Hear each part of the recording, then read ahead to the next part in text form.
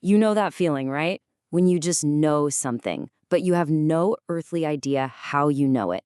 That's your intuition. We hear it all the time. Trust your gut. But what does that really mean? And honestly, is it always good advice? Let's get into the science behind that gut feeling. I mean, think about it for a second. We've all got one. Maybe your story is like that of a young woman in London. She's walking home one night, about to take her usual dark shortcut, when something inside her just slammed on the brakes. She turned around, and a man who'd been following her, totally caught off guard, asked where she was going. Her instincts just screamed, and she got out of there. That feeling, it might have literally saved her life. So what is that feeling? Is it some kind of mystical sixth sense, a whisper from a guardian angel, or is it something our brain is doing, something we can actually understand and maybe even get better at? Well, it turns out it's very, very much science. Okay, so first things first. Let's talk about that classic phrase, a gut feeling. Where does it actually come from?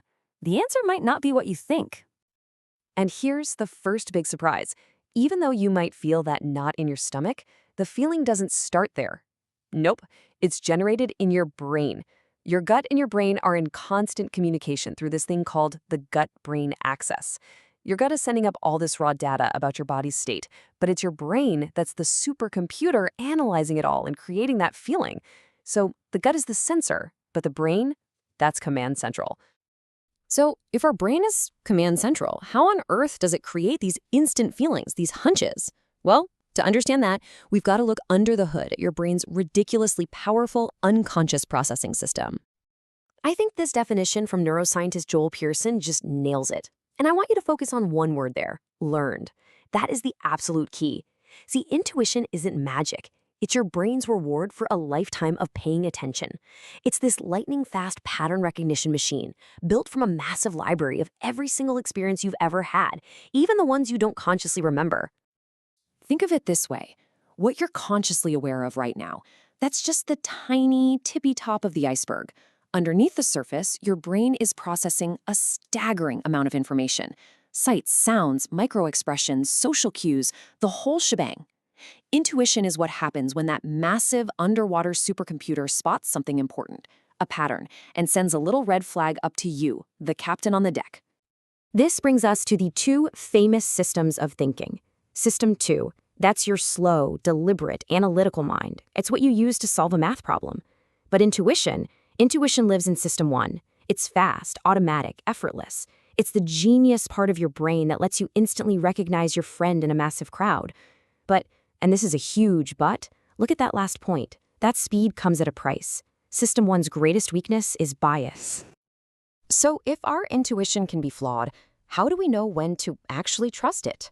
Well, luckily, science has given us a really practical checklist to help us figure out when that gut feeling is a reliable guide and when it's not. All right, this checklist right here is your new best friend. Here's the rundown. 1, check your emotions. If you're super angry or really excited, that's not intuition, it's just emotional noise. So, rule 1, never trust your gut when you're highly emotional. 2, ask yourself, am I an expert here?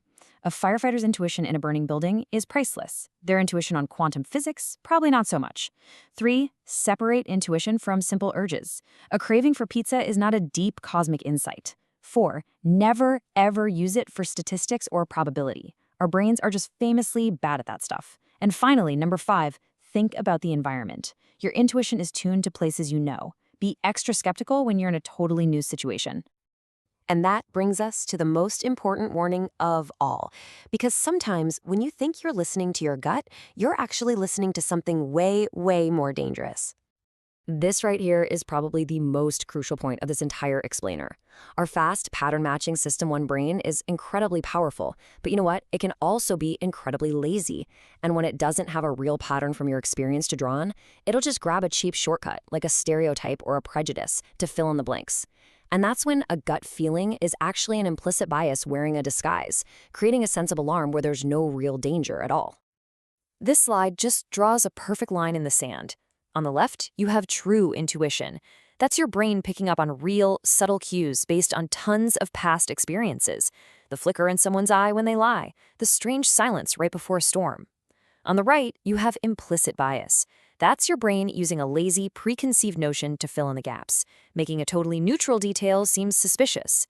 Learning to tell these two apart is the single most important skill for using your intuition wisely. So here's the really great news. Your intuition isn't some fixed trait you're born with. It's a skill. And just like any other skill, you can practice it. You can get better at it. So let's look at how. I absolutely love this quote because of the clever wordplay. Tuition is the price you pay to learn something, right? So what's the price you pay for a sharper intuition? Mindfulness. The more you consciously pay attention to the world around you right now, the more high-quality data you are feeding that unconscious supercomputer of yours. You're basically stocking its library with better, more accurate patterns to use in the future. And you can literally start training today with some pretty simple exercises. The most powerful one by far is keeping an intuition journal. Just write down your hunches, big or small, and, this is the critical part, track their outcomes. This creates a feedback loop that trains your brain to tell the difference between a true signal and just random noise. You can also try some of these more creative prompts to practice tuning into those quieter, unconscious signals from your brain. So after all this, here's where we land. Your intuition is a real and incredibly powerful tool. It's a testament to your brain's amazing processing power. But it is not magic, and it is definitely not always right. And that leaves each of us with one final, critical question to ask ourselves.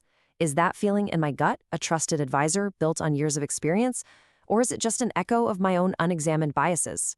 The choice to find out? Well, that's up to you.